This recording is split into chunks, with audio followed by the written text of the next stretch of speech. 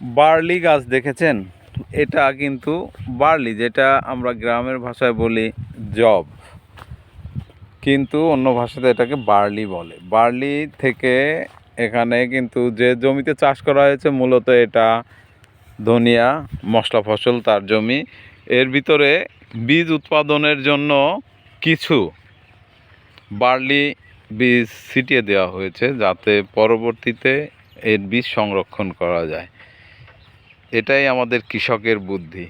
তারা কত নিবিড় যত্নে তাদের কৃষিকে লালন করে, তার বীজ উৎপাদনের জন্য কিন্তু একটা ভালো প্রক্রিয়া।